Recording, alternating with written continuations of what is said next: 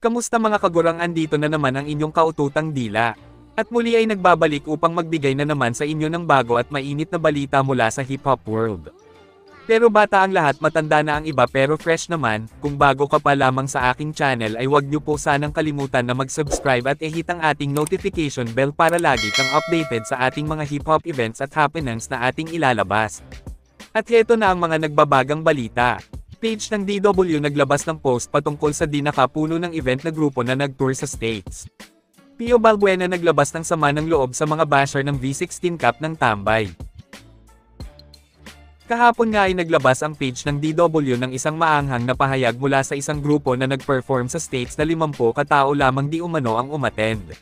Wala namang binanggit na pangalan ang nasabing page, subalit may mga nagsasabi na di umano na ito ay grupo ng aral na kinabibilangan nila Abra, Ron, Apex at Looney. Heto at basahin natin ang post ng DW sa kanilang page. Ayon sa page ng DW, kapag nag-show kayo sa Amerika at 50 katao lang ang nanunood, tigilan mo na yan, hiya mo mukha mo sa producer hoy. At may pahabol pa sa ibaba na ang sabi ay, hindi pa nangalahati ang tour mo, gusto na kayong pauwin lahat sa Pinas. Sa post na ito ng DW ay may caption itong, aminin nakita namin. Ito ay umani ng samot-saring reaction at mayroong 143 shares. Sa comment section ng post na ito ay maraming fans ng DW ang nag-comment at dito nga ay makikita na tila ang grupo nga nila Looney ang pinatatamaan sa post na ito ng DW. Ito ay sinigandahan naman ng ilan sa mga artist ng DW tulad ni Supremo ng Cruzada na ang sabi sa kanyang post ay, ang guluhan natin yung salitang tali papa. Tali papa ay pangmasa. Nag-aral ka kaso mali ka ng pagbasa.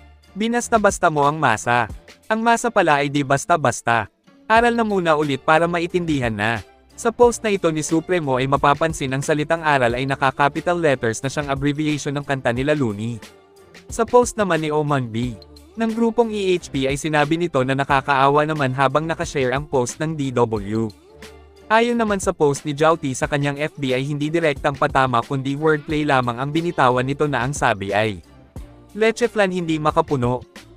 Natila pang-aasar na post ni Jouty sa tumawag di umano sa DW ng tali papa. Ang salitang tali papa na ito na mula sa isang kanta ni Looney, ay tila tumatak na sa utak ng mga tagahanga at miyembro ng DW, kaya di maiwasan na mapunan ng mga taga-DW ang anumang ginagawa na mali o hindi pagbenta ng mga show ng kanilang mga kalaban. Ganon din naman ang nga tagahanga ng kabilang kampo kapag nakakita ng sablay sa DW ay pinapukol din nila ito ng mga negatibong post, kaya nga talagang hindi maawat ang gulo sa hip-hop world lalo na't walang nagbibigayan at nagpapatalo sa kani-kanyang pananaw.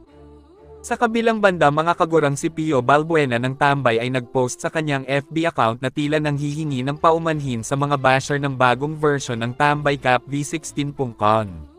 Sa post ni Pio mga kagurang ay tila hindi ito tinitigilan ng mga basher niya na kahit anong gawin nitong design ay may nasasabi pa rin ang mga ito. Heto at basahin natin ang post ni Pio. Ang sabi ni Pio sa kanyang post, pasensya na po kayo, ang daming masyadong ginawang issue yung V16.con na ginaya daw sa logo ng Tandway yung letter T logo namin.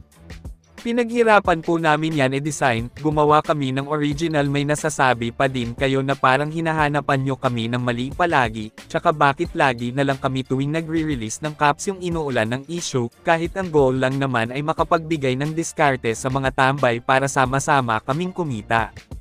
Pasensya na kayo. Kahit ano na lang yata gawin namin meron at merong masasabi. Hindi naman kami perfect pero lahat ng efforts namin tinotodo namin para sa quality kahit packaging yan.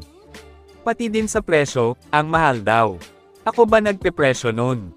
Hindi po ako. Mura lang po yan sa amin nakukuha. Actually di ko na nga kailangan i-explain yan kasi magmumukha lang po akong paulit-ulit.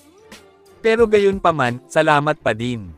Ang post na ito ni Pio ay inulan ng magagandang komento at reaksyon mula sa mga taga-suporta na rin ng Tambay at kanyang mga followers.